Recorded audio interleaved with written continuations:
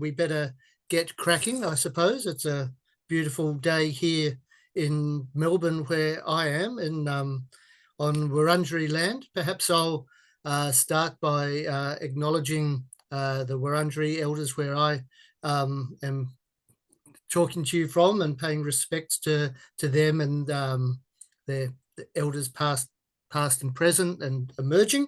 And as usual, extend my acknowledgement, I suppose, to all the people of First Nations people of Victoria who have spent so many millennia looking after our grasslands across the state, and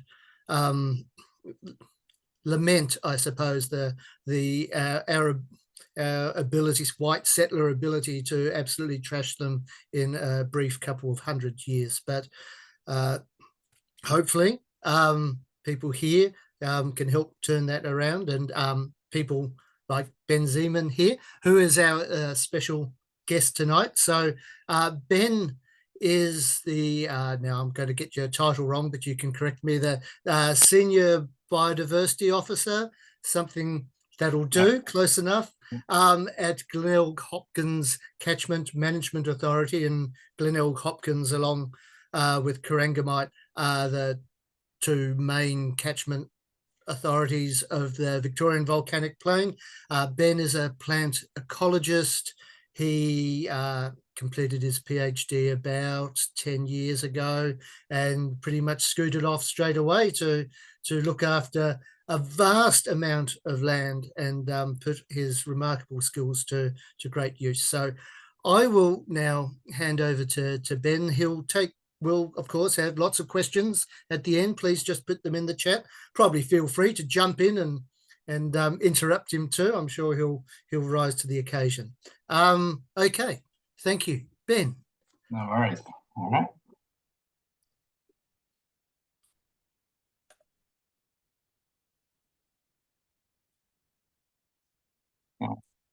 That's fun.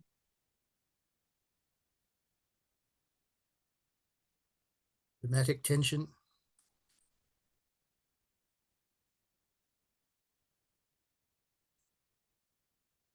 Not working? Not working. Hold no. On. No. Yep. That's it? Yep. Perfect. Perfect. I'll Cool. mute myself and All right. Okay, so I'll talk this evening about the role that the CMAs play in native grassland conservation across southwest Victoria. So I know the promotion for this talk said that fire was going to be a big part of it, so I will talk quite a bit about fire. I'll also be talking about native grassland conservation that happens on private farmland, as well as what is happening on the roadsides, with a focus there really on roadside burning. And I'll spend some time at the end going through a survey that we ran for the CFA volunteers a few years ago to try and understand some of the drivers and some of the things that are getting in the way of roadside burning programs.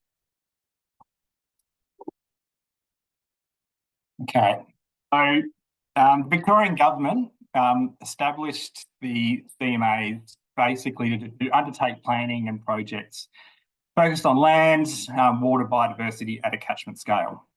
And so the CMAs are statutory authorities that need to generate their own revenue, and we do that through grant applications and successfully being awarded grants. So most of our waterway funding comes from the state government, but when it comes to biodiversity, a lot of that generally comes from the Australian government, although there is a little bit of project money at the moment coming from the state government. And so for the Australian government funding, the Australian government has divided Australia up into 54 natural resource management units. And in Victoria, these are defined by the CMA regions. And these NRM units are the way that the Australian government funds biodiversity programs across Australia. With the CMAs, we are not land managers. That means that all of the projects that we work on, we need to work with the people who actually manage the land. Often that is private landholders or traditional owners, but also other government organisations like DECA, Parks Victoria, local government and road authorities.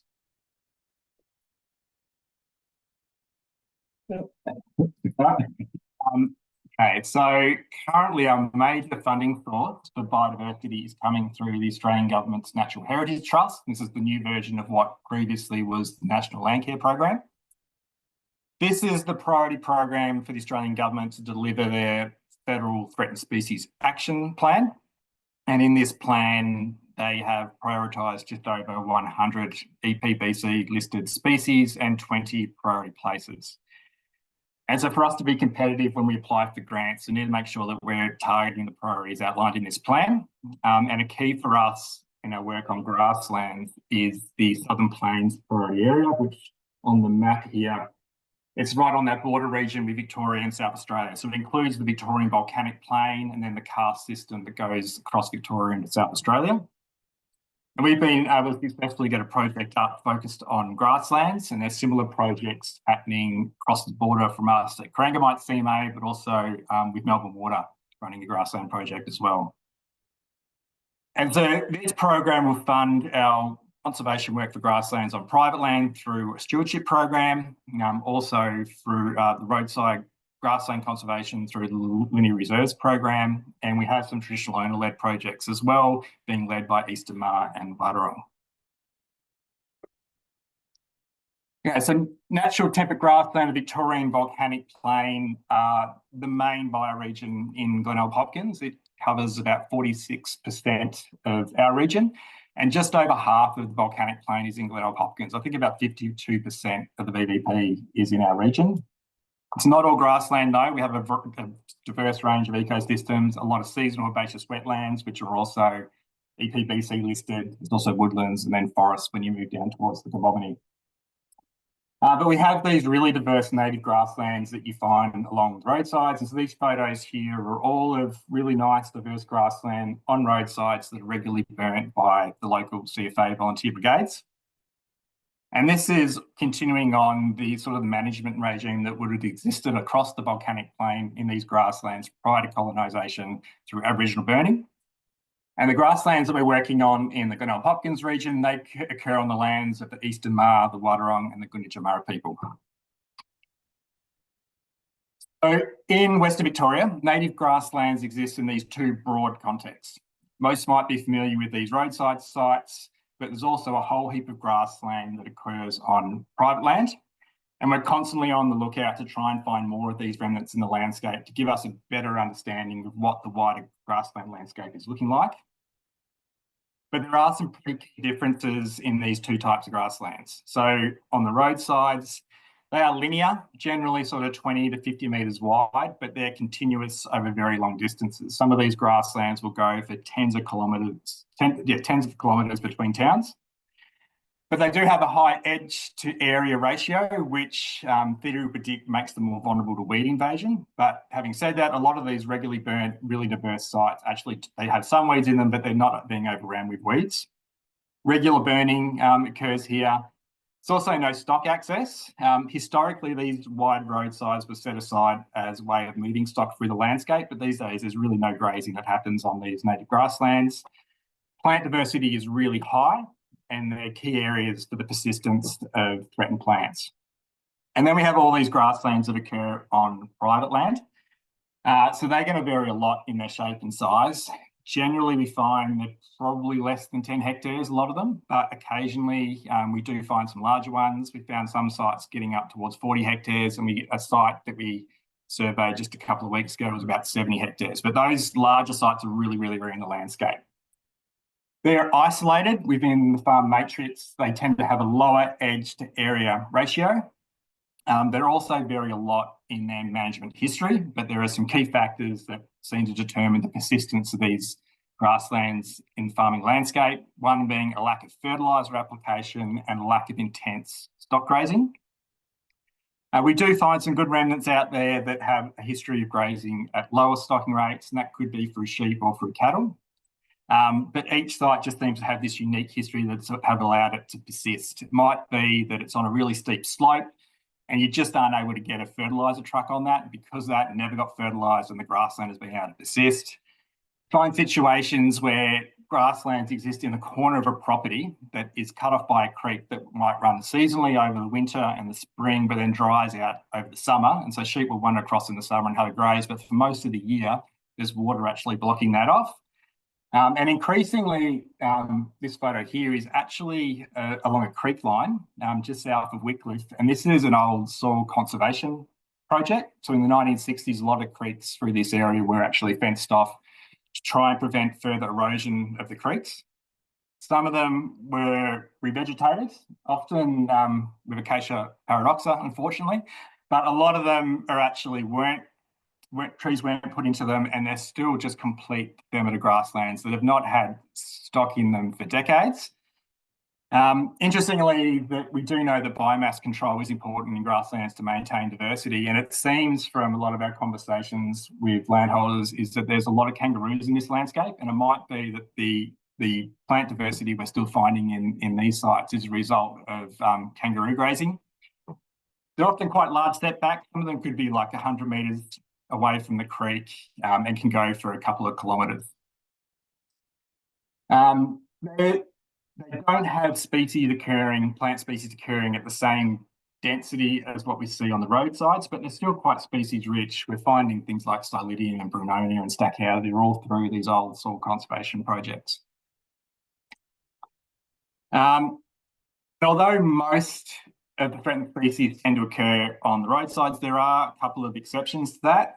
Clover glycine is a species that we find much more commonly on farmland than we find on the roadsides.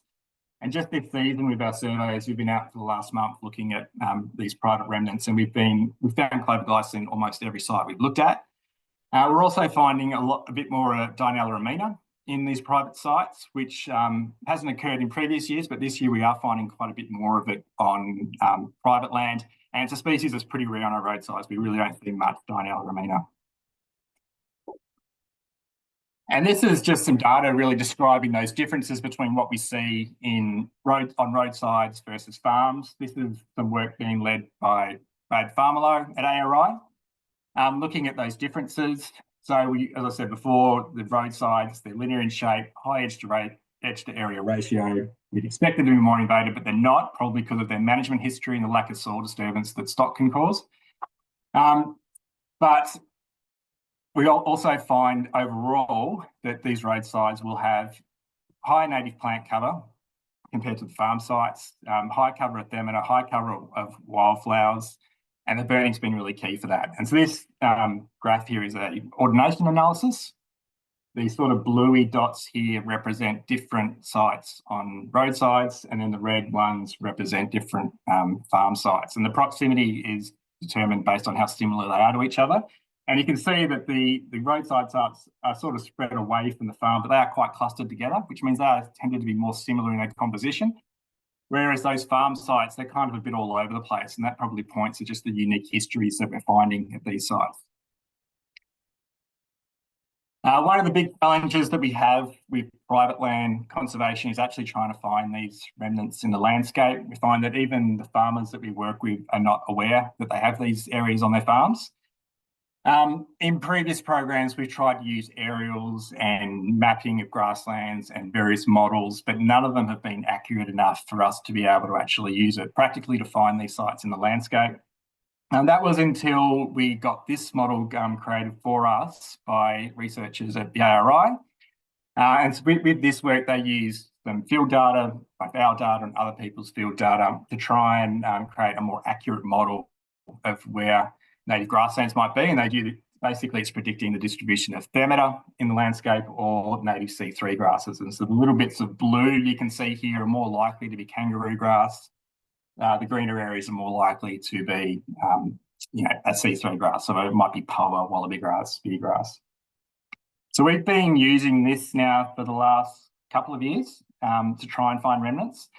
Initially, we've been focusing on the larger blue areas, trying to get that low-hanging fruit initially, and we're finding it to be pretty useful. So almost every time that we've gone out to expect something that was predicted to be Demeter has ended up being Demeter. The only issue is what might look like a really large Demeter remnant on the model. Once we get out to the field, we realise it's actually a lot smaller. It might look like 40 hectares, but in reality, it's probably less than 5. The model's not really useful for telling us how much grassland still remains on the VVP, but it's pretty good for our purposes of actually being able to find these sites, do our surveys, and then see if we can work with the landholder. And so when we find these sites, we talk to the landholder about participating in a stewardship program. So this would involve us developing a management plan for the site, which also acts as a contractor with the landholder to improve the conservation management. And for doing this, the landholder receives funds when they complete the activities that are outlined in the plan. And these sort of things could be changing the way that the site is grazed, so keeping stock out of there throughout the winter and the spring, allowing species to flower and set speed, and then maybe grazing for short periods of time, sort of late summer and the autumn. Doing that might involve needing to construct some additional fencing, looking at stock water, things like that we have funding for.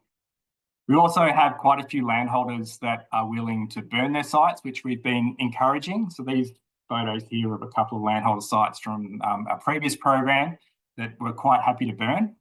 This isn't for everyone though, because of the risks that are involved with burning. So we can't force people to do this, but luckily we've been able to encourage a few landholders in the previous program, and hopefully going forward we're going to do that again with our new landholders coming on board.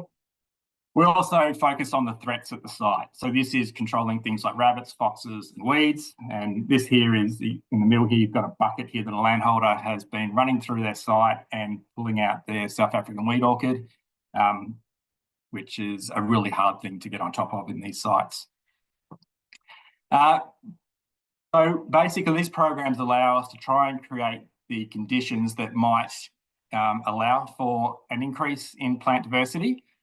But despite that, we're not actually seeing that the number of native plant species at this site increases as a result of introducing a burning regime, changing the grazing regime and controlling those threats. And this review paper came out a couple of years ago. As far as I know, they weren't using any data from our region, but they could have, and they would have got the same result. Basically, this research was a review of programs that have reintroduced fire into native grasslands that had been grazed previously. And based on this work, they were able to show that they weren't actually leading to an increase in plant diversity. And we probably should have known about this already, given John Morgan's work in the late 90s on the lack of a soil stored seed bank in native grassland systems. So we're not able to bring back diversity simply by changing the management and controlling the threats, because we don't have that seed bank there. So if we want to increase the number of plants that are occurring in these sites, we need to do a bit more work, and that's going to involve reintroducing the plants. And for that, we need seed, and we probably need quite a bit of seed for that. This is another little side project that I'll chat about just briefly, focused on some of the plants that we just don't seem to find on private remnants. So we've got here the white daisy is Lycochrysum albicans tricolour. Our region is a bit of a hotspot for it on the roadside, so around Wycliffe, Chatsworth, Wallora, places like that. There's some decent populations of this plant, but so far I think we've only found it on one landholder's site.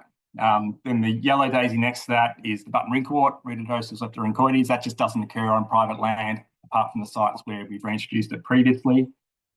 The larger little billy button here is the Darrenellum billy button, Craspedia basaltica. There is a site just out of Wandoo which has quite a large population of this, and there are a few other areas I've noticed around sort of Wandoo and Dundonnell where you see the odd plant, but not many, and I haven't found it on private land yet. In the little bottom corner here, we have the Tylotus erubescens, little hairy tails. There is one really nice population of this, sort of up towards Wallora. I have found it on a landholder's site, but only 2 plants, so not really in significant numbers. And then the other one here is the Dianella ramina. Until this year, we hadn't found it on private land, but we've actually have found that in a few sites just this year. So these are the species we rarely find on private lands, and we want to see if we have a stewardship program, are we able to get these plants re-established in sites where they're not currently occurring? And so we've got this project focused on the seed production for 17 threatened species that occur in our grasslands and some of our sort of wetter systems as well, so sort of heading towards those seasonal herbaceous wetlands.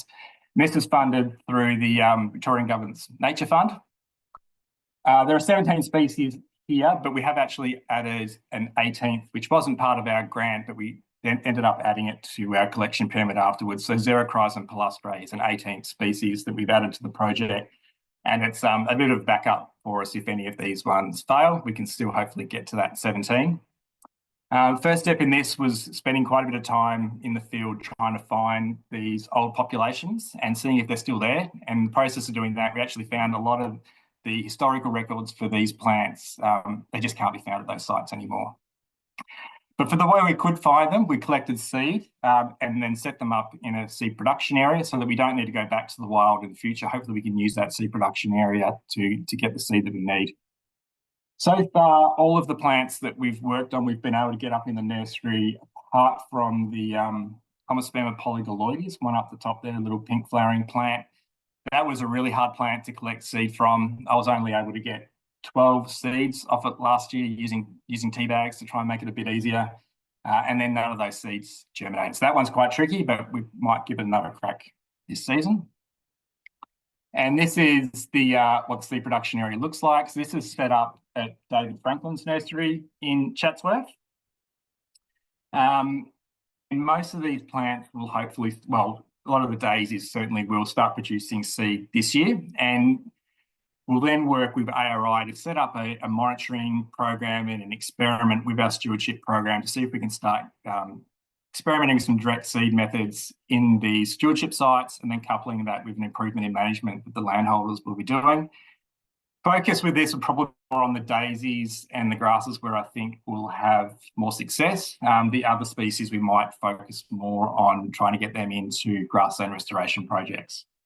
This year we actually had quite a bit of an excess stock in the development of the seed production area that we did plan out into the field. So we put quite a few plants out at Mount Van Dyke, which is a Nature Glenelg Trust grassland restoration project, a pretty ambitious project trying to restore that 40-hectare volcano.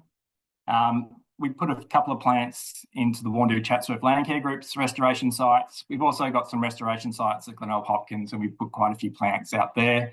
And then there were some sites with Wadawurrung out at the Morrimong Estate, and then with Eastern Mar down at Warrnambool as well.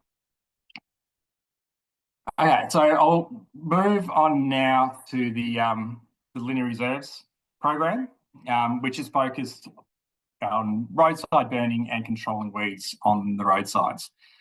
So this is a project that has a relatively small budget, and it is heavily reliant on the work of the CFA volunteers. And really they are the most important grassland managers that we have across region Victoria. Without them, we wouldn't have these really diverse grasslands on the roadsides, and we wouldn't have those threatened species populations that we're able to collect seed from still existing. This program is able to make small payments to brigades when they burn what we have determined to be the high priority roadsides for that particular year. And then we've got a bit of funding that we can allocate to weed contractors to do some follow-up weed control of these sites. But this program is very much dependent on that volunteer labour. And obviously fire on the grasslands, as I said before, it has a long history going way back before colonisation for tens of thousands of years with Aboriginal burnings. This is a way of kind of trying to get continuing that land management practice. Before I go into that, I'll just highlight this paper, which I found pretty interesting, that came out a few years ago. And this was focused on the history of the Dunkeld Volunteer Fire Brigade and the culture of burning that existed out there.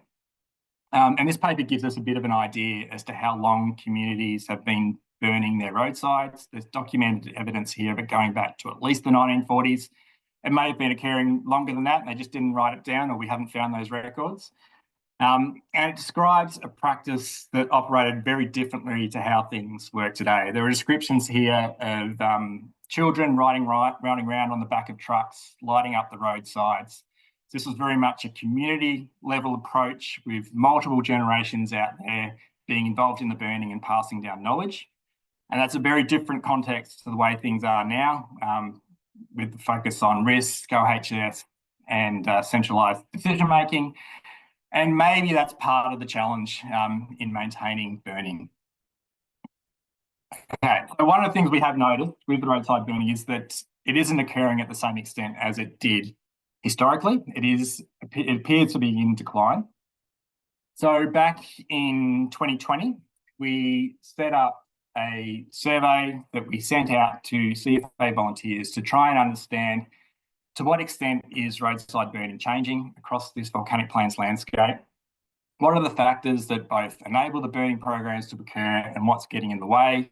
What are the motivations for people that participate in these burns? And we sent this survey out to the volunteers at districts 4, 5, 6 and 16, which covers the rural distribution of the Victorian Volcanic Plain. We had 131 volunteers respond to the survey, which gave us a 14% response rate that we're pretty happy with. The survey itself is a mix. Well, it's mainly on questions asked on 7-point Likert scales, but we also had lots of space for volunteers to provide additional comments, and we actually got a lot of additional comments through that, which was really useful to try and understand exactly what's going on with these trends. I'll run through some of the results of this survey. One of the first things we asked was whether the volunteers believed that burning was in decline. So we had 2% said it actually increased in recent times. 18% said that it really hasn't changed much, but we had 57% of volunteers saying that it is in decline. And then there was some brigade, so 20% of volunteers said they don't participate in burns, and we had a couple that were unsure. And then some of the quotes that people were providing to give us a bit more insights, I've written down here. So they used to burn approximately 14 kilometres of roadside each summer. This hasn't happened for at least 20 years. And an increase in procedure and regulation have made roadside burning a complex and onerous task for volunteer brigades to carry out. We also went through the CFA annual reports to try and get some numbers on changes in the number of operational volunteers that are involved in CFA. Now, this is statewide data, so it's probably going to vary a little bit across the regions, but it gives us a rough idea. Based on that information, there's been a 30% decline in CFA volunteers over the past 20 years. And we got plenty of comments as well from participants in the survey, sort of giving us some explanation as to why they think that's the case. So it's getting harder to get people to volunteer their time. We struggle to find members to participate in roadside burning at the most suitable time of year. Roadside burning is becoming more difficult as the local population declines and ages. So this is probably also a population issue with declines in the number of people living in small towns, an ageing population. Also, the way that the regional economy works has also changed. There's less people that now work on farms, and a lot of people have second jobs, even if they are a farmer, and it just doesn't leave a lot of time to participate in the roadside burning. So we asked people about their motivations to burn, and these are on 7-point Likert scales, these distribution curves. As it sort of skews to the right, it's obviously a really strong motivator. If it's going in the other direction, it's not at all. And then you've got some trends here that really aren't telling us much at all. But I've sort of ordered this according to what came out as the most important motivations to burn, and then worked my way down. So obviously protecting built assets from wildfire, maintaining strategic fire breaks, and protecting towns from wildfire were the three most important things for motivating people to participate in burns. So this burning program really is about protecting communities from bushfire. After that, we've got protecting livestock from wildfire and protecting crops from wildfire, and that's probably varies a little bit depending on what the farmer is farming, whether it's a cropping farm or a grazing farm. We asked a little bit about the connection with community and what sort of impact that has on their motivations. So we asked about connecting and spending time with others in the community. That trended towards being more important, but it wasn't the strong driver compared to really reducing bushfire risk.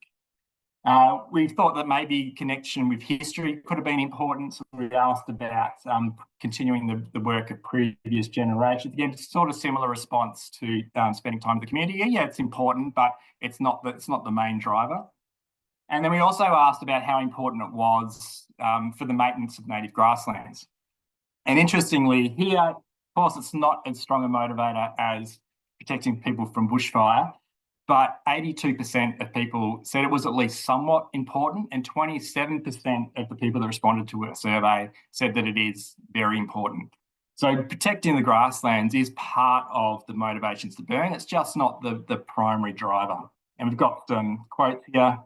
So we're protecting our community. Roadside burning provides a good training opportunity and allowed new members to be exposed to grass fire in a controlled environment. That's something that we didn't ask on the survey. We probably should have, because these roadside burns allow people to get experience working with fire before they actually have to go and put out a bushfire. And then, yeah, some people had comments about promoting fire-adapted native vegetation communities. We also asked about the factors that currently prevent brigade members from undertaking roadside burning, and the responses were pretty varied to this. The interesting one, though, that got the strongest response was concerns that environmental law was getting in the way of burning. Now, this could be that there's some misinformation going around, and that maybe we just need to try and get the right message out there that totally roadside burning is consistent with environmental law, and it's a really important process in maintaining the native grasslands on the roadsides. But it could also potentially have something to do with fire breaks. There are issues when the brigades want to extend the fire break because it tends to encroach further into the native grassland, and so potentially maybe is where the concerns are, but we probably need to drill down to that one a little bit more. We asked whether the brigade had enough members to undertake the burning. Pretty mixed. Some people are fine, they seem to have enough members. Others say it's a big issue. Having the time to participate in burns, again, similar response, pretty mixed across the brigades. Not agreeing that the timing of the burns is actually serving the purpose of protecting assets. Pretty mixed response again. It's not, can't really read too much into that. The window of opportunity to undertake burns, you can certainly see a trend there towards people agreeing with that statement, that the opportunity to actually get out there and do these burns safely is in decline. And does your brigade have enough resources to undertake roadside burning? People tended probably more to disagree with that statement than agree. And then the other one we asked was, do you believe that the planned burns are effective at controlling bushfire? And here we got a really strong response. People did not agree with that statement. They absolutely believe that the roadside burning is actually really important in preventing and controlling bushfires in the landscape. And we've got some comments here. So often the best time to burn coincides with peak time for harvesting, with that very brief break following when farming families can take a few days at the beach. It's rare that all roadside burning is able to be achieved.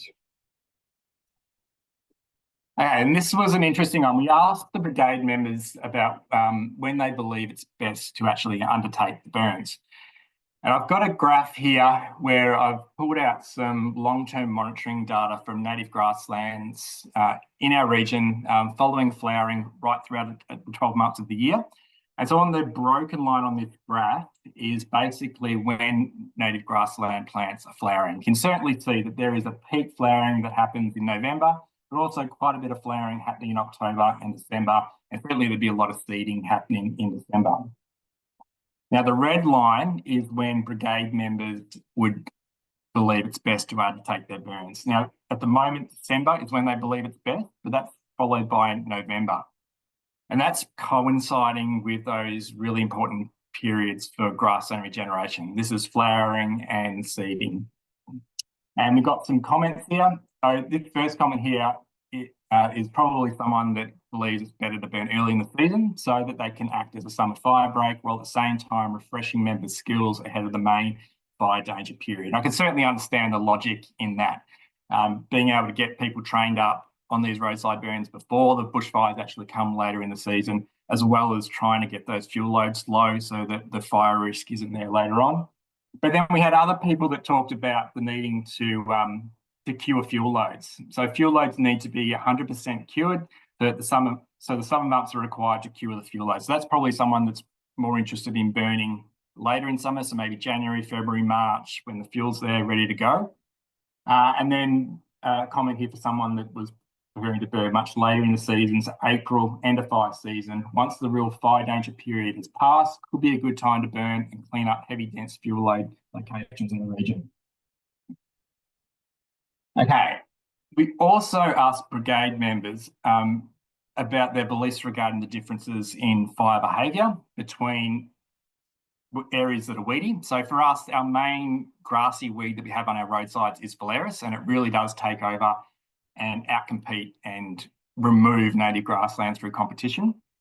So we asked whether they thought that Phalaris burns more intensely and with faster rates of spread than native grasses, or whether native grasses burn more intensely and with faster rates of spread. And overwhelmingly, people believe that Phalaris is a more dangerous fuel to have in the landscape than native grassland.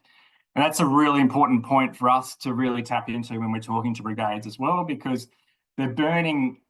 Their roadside burning is not just getting the fuel loads down, but it's also about maintaining native grasslands in the landscape. So they have what they perceive to be these almost green fire breaks by having native vegetation on the roads.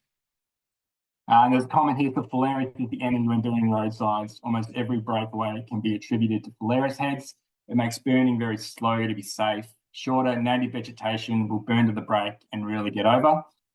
And we had people talk about Phalaris heads, like the seed head, when it burns, and it kind of like explodes, and it can send little embers out into the paddocks, which can then cause fires to get away. And this belief that the brigades have about these differences in fuel type, it's pretty consistent with the ecological literature. I know John Morgan had an honours student, Zach Walker, a few years ago that was actually quantifying differences in fire behaviour between Phalaris and native grasslands in this landscape, and we certainly know that Phalaris burns faster, it's more intense, and it's a lot more unpredictable than pretty consistent patterns you get with native vegetation. After that survey, we produced a report and we sent that back out to the brigades and to the CFA so they could see the results as well. And that led to an invitation from the Westmere Fire Group to have a meeting and discuss some of the solutions. So the Westmere Fire Group is made up of 19 different volunteer CFA brigades, and they cover 400,000 hectares of land. And this is a hotspot for some of the highest quality and most diverse native grasslands on the VVP in our region. So this is where we get really important populations of things like button wrinklewort, the hoary sunrays, the Tylotus erubescens. They're on the roadsides that the Westmere Group are looking after. So they said to us that prior to 2013, they were burning 483 kilometres of roadside every year, which is a huge amount of work. And if we had to pay for that, I'd hate to think what that would cost to get contractors out to do that work. But they also said that, and this was in 2020, that it had dropped to just a few kilometres each year since then. And they explained to us that one of the big issues for them is the way that land use has changed across this region through an increase in cropping, and that key harvest times are now competing with those traditional burn periods when farmers in the region have their crops. So this map is showing the distribution of cropping in the late 90s. This is from the Deca Land Series data. And if we jump forward in time, you can see what it looks like now. So this is the most recent Deca mapping from 2015, 2019, sort of an average land cover through that period. So this is a 200% increase in cropping. So this is what would have been grazing pasture, mainly sheep, being converted to a cropping system. And this change in land use and when farmers are busy in this landscape is being coupled with that overall decline with CFA membership. And so it raises the question of how do we make sure we still get these burns done? And so the Westmere Group were really helpful. They came up with what they thought would be some appropriate solutions to this problem. Some of them sat much more with the CFA than they did with us at the CMA, but they talked about things like the CFA task force. So this is where people that may not live in the region but have an interest in participating in roadside burning can travel out here, they get accommodation, they get fed, and they are a human resource for the local brigades to get their roadside burning done. They also talked about having greater collaborations between the different brigades so that you can have multiple teams burning long fire breaks all at the same time. But the one that was particularly relevant to us with our focus on grassland conservation was this proposal to start burning earlier in the season. So they're talking late November, early December, which, as that graph I showed before, is kind of the key times for when grassland plants are flowering and going to seed. But they said that this would allow them to get a head start on the burning season, then do the harvesting, and then come back and finish off areas throughout March and April. Okay, so then the question we have is it okay to burn these VVP grasslands early? So burning in late November and early December is going to be coinciding with those peak flowering times, particularly for the native daisies and grasses out this way. We're also not sure what sort of burn they would get if the vegetation may still be green at that point in time. But we saw that this was a way of potentially getting some momentum with burning happening again and getting these sites burnt. And it wasn't really a choice of burning early or burning late. Increasingly, it was becoming a choice of we need to get some burns in early or we're just not going to get the burns done. So we had some predictions of what might happen. We thought potentially you're going to have a patchy burn pattern, which might be good or it might be bad. We're not really sure. We chatted with John Morgan at this point as well. He thought that maybe we'd see reduced flowering the following spring if sites are getting burnt early. And if they're consistently getting burnt early in the season, we might see some of those late flowering species start to drop out of the system. So we supported what the Westmere Group had proposed, but we said we'd need to set up some monitoring just so we can watch and see how this is all going to play out. So this map here of all of the yellow lines were the priority roads that Westmere raised that they wanted to focus their burning on. Now, some of these will burn early, some of them are going to be late. Most of them are always going to be late. There's only so much you can get done before Christmas. Now, these roads were also some of our best. Like, these are the most floristically diverse grasslands that we have in our region, and they are real hotspots for threatened species. So the green dots are all of the monitoring plots that we set up in the landscape to try and track what sort of impact this has. And so with our monitoring, we didn't have any funding at the time, so we had to try and work out how we were going to do this relatively quickly, given that we couldn't officially really allocate much time or resources to it. But we came up with a method using 20 metre by 20 metre plots across 12 locations. At each of those plots, we survey species composition. So we go through and we note every single plant species that occurs in these plots, both the native species and the weeds. We also have a scale for assessing flowering for every single plant, and we do this twice a year. So initially we were surveying in mid-October, and that allowed us to capture the early flowering species, so a lot of the orchids and some of those early flowering lilies. And then we repeated again in November, which allowed us to capture the later flowering species, particularly the grasses, which are difficult to identify early in the season. You kind of need to wait a little bit longer, and also the daisies when they're sort of at their peak flowering. This was not many people survey grasslands twice in a year, but we wanted to be really sure that if this early burning was going to have negative effects, we wanted to be able to detect that, and we just weren't sure where those impacts were going to be. So then this was set up in 2021. We then had the Westmere Brigade's burn program in 2021, 2022. That year, 3 of our monitoring plots got burnt in early December. So these were our early season burns. There were then 2 in March, 2 in February, 3 in March, and 4 that were unburnt. But overall, this year ended up being one of the best I've seen since I've been out here for Glenelg Hopkins when it comes to the amount of roadside that got burnt. The Westmere Group did a really great job at getting a lot of these roads burnt that year. And this is after the sites were burnt, we'd go out the following day to look at burn patchiness. So these are just a graph and some photos here of what those sites tended to look like. So at the top, we've got the sites that were burned in December. So going out the next day, getting some photos and running some transects to look at patchiness. And you can see here, it is a relatively patchy fire. You can still see the base of the Themata tussock there. The top's been taken out of it, but the base of it's still there. And you can see that with the graph as well when you look at percent cover of unburnt vegetation in those areas, and which are those 3 green box plots. And then we come back later in the season in February, March, and you can see that those burns, they just completely remove all of the vegetation. And there's very little unburnt native vegetation cover at those sites after the burns. So the next step was to come back then following spring and reassess the floristics of all of these sites. So this is some very quick analysis on some of that data, comparing 2021 before the burning program and then 2022 after the burning. The green lines here are those early burn sites, yellow, the February, red is March, and then we've got our unburnt sites. And looking at species density, so the number of native plants that we found in those 20 metre by 20 metre plots at all of the sites. And you can see here across the 2 years, it really didn't change much. If anything, the burn sites may have gone up a little bit, but nothing significant. But interesting, that grey line, which is the unburnt, we certainly see the number of plants that we found that following year, doing the survey twice, was lower than what we got the previous year. Native species diversity, so this is sort of taking into account the number of plants and the evenness to which they share cover at a site.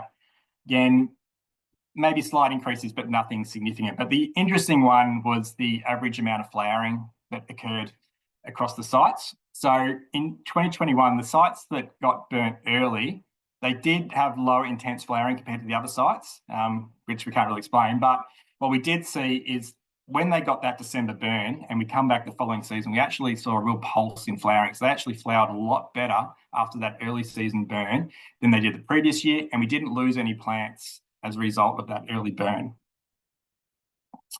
And these are some photos of what those early burn sites look like. So these are photos that were taken in October 2022, following the burns back in December 2021, so sort of 10 months later. And you can see that it was a really amazing year for flowering, like heaps of lilies popping up at these sites, and they looked really good. Now, the reason I've only got data that goes for that 2021-2022 season is because we actually haven't had a lot of burning happening in the region in the last couple of seasons, and we certainly haven't had any early burning happening, which is interesting. Last year, it looked like we were going to get some early burning happening, and then it was really dry, and then we got to the end of November and it started raining, and it got really wet then until sort of mid-January. And so no burns happened, and it ended up sort of having a knock-on effect, it seemed, to the rest of the season. Just wasn't the extent of burning happening that year or the year before that compared to this 2021-2022 season. It also sort of shows that it's probably pretty unlikely that we're going to get consistent early burns happening in this landscape, even if we do say to the brigades to basically go for it and burn their sites early, because other factors are going to get in the way, and it's just not going to happen. Maybe that might change with climate change. We're not really sure, but we've kept monitoring these sites over that period, even though we haven't had the same amount of burns and we haven't had the early burns. But we've had now 3 years of continuous monitoring of these sites. So once that eventually does start to happen again, we'll be able to detect if there are any impacts that we're not that we're concerned about. As we come into this next fire season, this is the fire danger rating, and you can see Southwest Victoria is looking pretty red. And certainly the landscape out here at the moment, it is really dry. So maybe this is the year that we start seeing some more early burns happening. We've done our October monitoring this year. We'll head back out the end of November and do our follow-up monitoring, and we might start seeing some burns happening after that. But at least we'll have that data ready to go to try and unpack what's happening. Okay, so I'll finish up there, but just to conclude, the CFA brigades, they are facing some significant challenges in maintaining their burning programs. But without their burns, some of the best grasslands that we have in Southwest Victoria are going to lose their diversity. There is still strong motivation to burn roadsides among the Westmere Brigade. We also have good burning programs happening in areas around Dunkeld, Cavendish and Penshurst, but in some areas, some of the brigades are really struggling to get their burns happening. The monitoring that we're doing will help us to understand the ecological impact of burning early if that becomes more common. Based on how the last few years have played out, early burns just don't seem to be something that's going to be likely to happen every year. But as I said, the drivers for that may change with climate change. And so that's why it's important that we keep this monitoring going in case things start to change. And this year might be the year where we do see some early burning happening again. Cool. All right, I'll leave it there. Brilliant. Thank you very much, Ben. That was fantastic. So much rigor and logic and sensible science going into how you're approaching your grassland management across that huge area. Lots of questions in the chat. Maybe I'll just quickly start off by asking you about the statewide Plan Burn Task Force. Is that something that we should all be rushing off and joining then? Is that I actually looked for it on the CFA website. I couldn't find it on there. It was like it didn't like it's a secret or something. We can check with the CFA. Hopefully it's not that hard to find, but if you like, we can chase that one up for you and we can provide some information. But yeah, if people are interested in coming out and burning, I'm sure there's plenty of opportunities out here. Yeah, okay. All right, so where do we start with all of these questions? Hey, research, lots of questions about the research. Any correlation with the rainfall amount and seasonality going on there? That's from Kath Rawlings. Okay. In relation to the burning or the... Yes, in the 2021 early burns. So yeah. So dry year that year, which allowed them to get out there and burn early. But then we've had a couple of wet summers in between. And as I said, like last year, we were so close. There's some of the roads that were desperate to get burned and it looked like it was going to happen before Christmas. And it didn't because of that rain that we got in late November after it being a really dry year up to that point, and then it just continued through to December. So rainfall is a strong driver of being able to burn, but also if it gets really wet, the perceived fire risk in the landscape declines as well, and so the motivation to burn might also drop off. Yeah, but it's also a strong driver of flowering too, isn't it? I guess that's what Kath was suggesting. It is. But I would say that burning, a site that gets burnt flowers much better the following year, regardless of what the rainfall is. Like, this has been a really dry year out here this year, but if you go and look at the road from Chatsworth to Wycliffe, which got burnt this year, and it is the standout grassland that we have in our region at the moment, it's looking amazing. The flowering is incredible. And that's happened in a really dry year. So rainfall probably is playing a role, but certainly burning and getting a burning done the previous season is a much bigger driver. Okay, fantastic. Is there not, so from Danielle Chinny, is there any knowledge of when Aboriginal people performed fire management? Do we have that level of detail? Yeah, I probably don't have that knowledge myself, but I reckon if we speak to the traditional owner groups, they would probably be able to provide that information for us. And I'm sure they would have that information, but I don't have a strong understanding of that personally. Okay. People, just feel free to put up your hand and ask too. It's not, not just me reading out the chat. So if anyone wants to dive in, please do. Otherwise, I'll just keep on going through here. Okay, Kim Lomax asks, didn't you comment that burning does not necessarily increase diversity? All depends on the seed bank, which isn't necessarily present. So why is burning necessary? Okay, so we'll go back to that. Yes. I'm assuming that might be more relating to the private land sites where we've got sites that have a long history of no burning, and then we're looking at putting burning back in. We want to improve these sites, so we need some way of controlling competition, which is a big driver of dropping diversity in grasslands. Even if they might have, say, 60 species, but maybe 99% of the cover is kangaroo grass. If we get a burn in there, we can still work to increase the cover of the plants that are already there. So we can create conditions that favour the species that are already there to increase not species richness, so not the number of species, but species diversity, so that even as to which plants are able to share cover across the site. So that's why we do it. We prefer to do burning than grazing because of the soil disturbance that grazing animals have on the grassland, which tends to create opportunities for further weed invasion. But we need if we can't get them to burn, which is hard, and I understand why it's hard because it is really risky and no one wants a fire that gets out of control and burns out their neighbours. So grazing, we still believe that to be a better option than nothing, unless you've got really high numbers of kangaroos. If you've got really high numbers of kangaroos, we're seeing some of these sites that have no grazing and lots of kangaroos. Yeah, I'm pretty happy with that. I think we can probably live with the kangaroo grazing in those sites, and maybe we don't need to burn, at least not burn the whole site. We could burn little patches and maybe experiment a little bit. Fantastic. John Del Pratt, you have your hand up and you're on mute.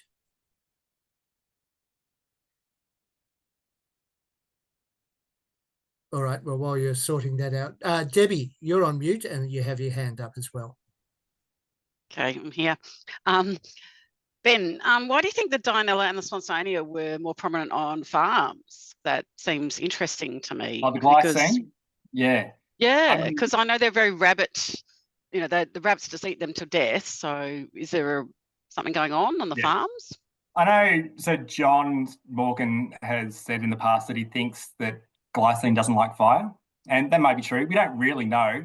And the Dianella, like, it's hard to know how much to read into it and how much is it the landscape we're working. So some of the sites we're working at the moment are on the Dundas Tablelands. There's a little gap in the VVP around Wycliffe and Chatsworth where the Dundas Tablelands comes in. And so that's where we're finding it. So it could be just the landscape as well, different part of the landscape. I think potentially maybe glycine doesn't like burning. And when I do find it on roadsides, I don't find it in large numbers. Certainly on these long unburnt remnants that we're going into, we're finding lots of it. Like, you know, you're just finding patches all through these sites. So it's relatively common. Dianella is still not common, but it's really rare on our roadsides. Like, I spent quite a bit of time trying to find Dianella ramina last year out here for seed collection. Most of the records, I think, ended up being Dianella calicapa, so a different Dianella. And there was only 2 sites where I actually found Dianella ramina. So I think it's really rare. And we've only found it at 2 landholder sites. So it's kind of like the same amount of sites. We know it from public land, but it's still not very much. So we don't know whether it's preferred private land to public land. I was going to say, when you see glycine and the Swansonia, you're seeing a lot of different plants? Because I know, you know, it can be a big plant, it could be just one big plant. Like, certainly glycine. Yeah. So, and both. Yeah. So both the glycine and the Dianella. Yes, they're in patches, but they are scattered right throughout sites. Okay. And there are, they are in quite large numbers. And sorry, Ben, have you noticed if do their numbers decrease after burning? Don't really know. Yeah, no, we don't know because we don't have it on enough roadsides to be able to tell. Okay, but on your farm, they're the ones that are on the farms, and you've got them being burned. Yeah, well, no. So on the ones we're finding, and it's been more recently, it's the old 1960s soil conservation projects where large areas beside the creeks were fenced off to control erosion, but it was all left as stem of the grassland, and it's had no stock in it. It's had a lot of kangaroos, but it's had no burning. It's just been forgotten about. So there's little forgotten lands in the landscape, and that's where we're finding lots of glycine. And interestingly, you might have noticed from the photo I had of that really bright green moss in between the Themata tussocks, and that seems to be where it grows. It's growing out of this bright green moss, and we don't see that moss on the roadsides that get burned all the time, but we're finding a lot of it on these fenced off Themata areas. Okay. I was just going to say too that I found Pimelia definitely benefits from the time that they burn, and I know that they traditionally, when I looked in the fire records of all the trucks that I did my PhD, they did it always at the end of whenever the harvest was brought in, around that November, December, prior to the hot summers. And I definitely think it benefited Pimelia over time. Yeah, absolutely. And Pimelia is probably it's flowering much earlier in the season. It's going to seed much earlier in the season, so it's probably relatively safe compared to like the podolepis in the background there, which is probably, potentially Not going benefit. to, yeah. Not benefit. All right, John Del Pratt, are you with us? I'm with you. Ben, Excellent. thanks for that. Terrific data. Look, it's an old chestnut, I know, but looking at that flowering after the burns that you did achieve, Mm. and I sort of recognise that one of them's along that Chatsworth Road there. Yep. Long unburnt now and looking very tired. But do you have any sense of how long you'd have to look at this for to determine that question of whether you burn at the same time of year and how often, or whether you would swap your burning from one time to another? And I'm not suggesting you'd have the answer now, but looking at that strong flowering after the burn you did achieve, Yeah. what would you, for that landscape, what would you be thinking would be the next burn? And would you be inclined to think you're going to end up burning at different times, alternatively? Yeah. As far as how long we need to monitor for, I mean, if we are seeing plants dropping out of a site, then that's the point we can. Once they drop out, we can sort of detect that pretty quickly from the data. So if it's having a negative impact in the short term, we should be able to determine that in the short term. If it's a long-term impact, then we don't know how long we'd need to monitor to be able to tell that.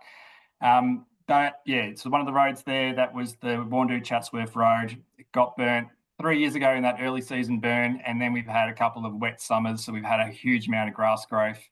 I think, I wouldn't be concerned if that site got burnt again early, and I sort of almost want it to get burnt because the flowering intensity from the recent survey there is really, really low. That site is really, really struggling at the moment without the burn.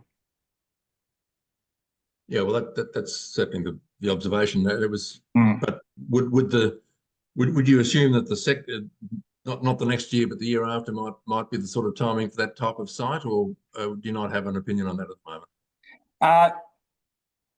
I'm hoping hopefully it gets burnt this year, and then so I'm not sure what you're asking. So it gets burnt. I'm suggesting that it's now too long since it was burnt. Yes, yeah. It shouldn't be that long. Like it's only been 3 years, so I think everything will still be there, but I wouldn't want to push it much further. I think it will bounce back if we get hopefully a burn this season. But it's hard to know how resilient it will be if it goes another couple of years without a burn. Like, I think all the plants are pretty much there still. They're just not looking very good. Thank you. Okay. Andrew Arnold. Yeah, thanks for a great talk, Ben. Very, very interesting. You've got some very valuable data. My question relates to old practices that used to occur along the railways. Yep. And I'm just wondering whether you've mentioned the the SCA, Soil Conservation Authority remnants. I'm wondering whether there are still some remnants that would be worth looking at along the railways. Certainly some of the species that have survived on railway reserves where practices haven't been too severe. Yeah. Unfortunately, many areas have been badly affected by different management practices, but I'm just wondering whether that's another area. Now, it's problematic because of the issues of getting onto railway lines, so I understand the difficulties, but is that another area worth looking at? Because the practices that they used to have in the old days when they had railway fettlers living along the lines was that they used to do a lot of burning, and there is the possibility that there will be some of these patches still with species present. Yeah, so we just don't seem to be getting any burning happening on rail reserves, or even really cemeteries in Glenelg Hopkins. So Corangamite, they've got the rail reserve at Bannockburn that is, really, really nice grassland, and that obviously is getting burnt. I'm not sure how the CFA are getting that one done, because it is really tricky to work on the rail reserves because of the OH&S issues around being so close to the trains, and I think that has been a big barrier for us in our region, and potentially, like the Middle Creek site, it might not be seen as the strategic fire break it was historically, and with the added challenges of trying to work on a rail line, I think that one has just got too hard for the brigades. That's got rudidosis at that site, and I do worry that population may not have a long-term future because of how difficult it is to burn that site. So we've collected seed off it. We've planted the seed from that population at other sites, so we can at least keep the genetics of that population, but it's really, really hard. And it's probably a question more for VicTrack and the CFA to understand how they would get that done, but we're just not seeing it in Glenelg Hopkins at the moment. The other area that might be worth a look, which doesn't impact on the issues we're talking about, is the old lines that were closed. For instance, around Hamilton, there were lines down to Penshurst, right down to Warrnambool, or Koroit, Warrnambool. There were lines out to Coleraine and Casterton. And those lines all had that sort of form of management of burning. So it may be worth looking at some of those areas if they haven't been destroyed by other impacts in the meantime. But it may be worth looking at some of those. Mortlake was another railway that closed. All these closures occurred mainly in the 70s and 80s. Cool. All right. Yeah. But, the one I'm thinking of is the Skipton line, where there are still good patches of native vegetation. And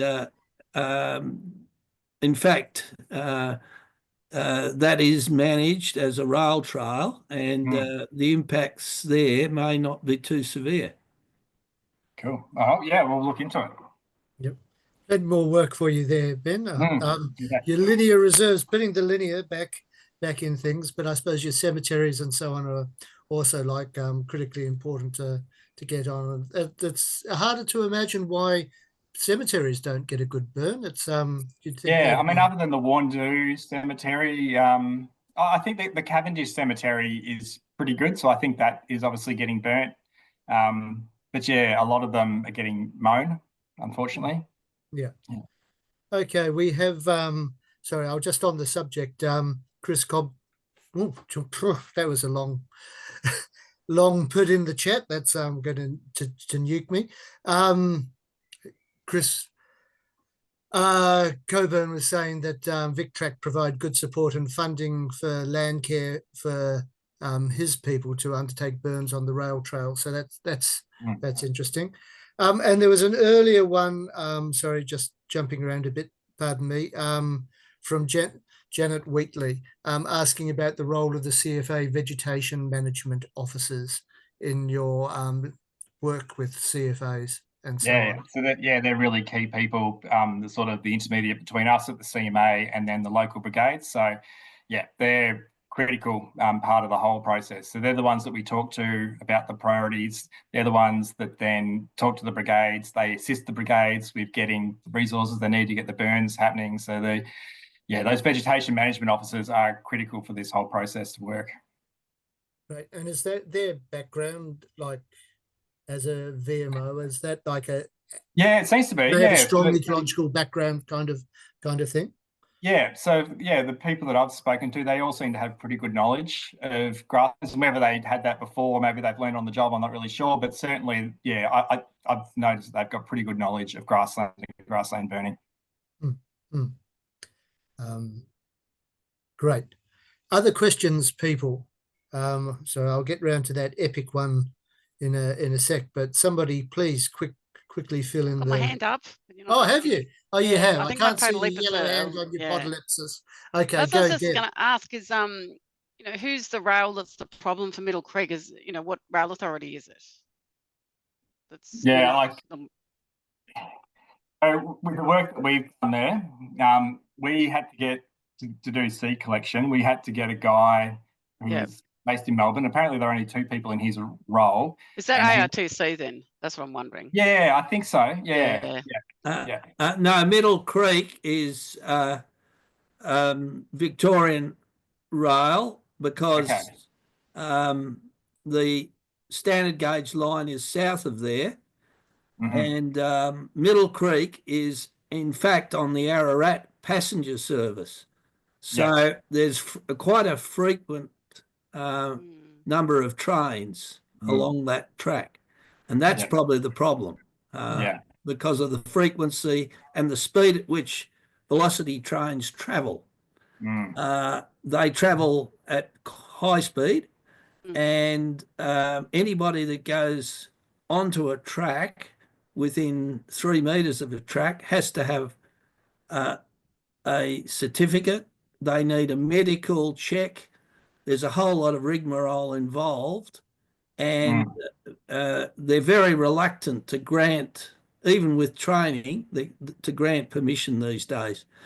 Probably 15, 20 years ago, they were less stringent, but that's tightened up considerably, particularly on passenger lines.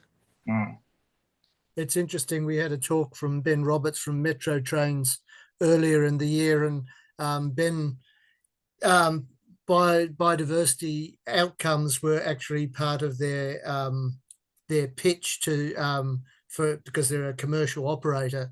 They had that built into their pitch, so they have targets that they have to meet. It's fantastic. While yes, ARTC and the VicTrack perhaps don't. So yeah, good argument for privatisation, unfortunately. But yeah.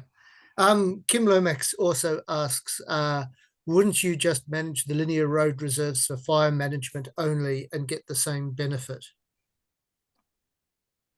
And so does that mean not do weed control?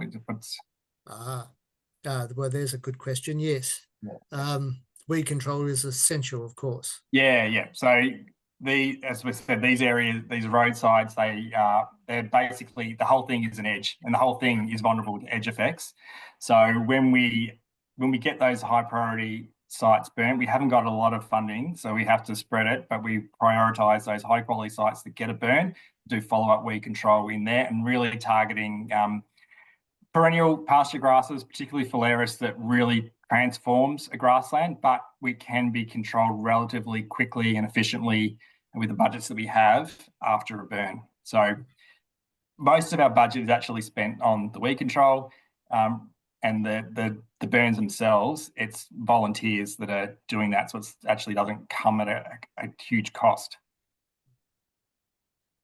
Okay, look, it's getting on to almost 10 to 8 now, so we've been bending your ear for almost a good hour and a half. It's does anyone have any urgent questions that they must ask Ben before we perhaps let him go off and have his dinner?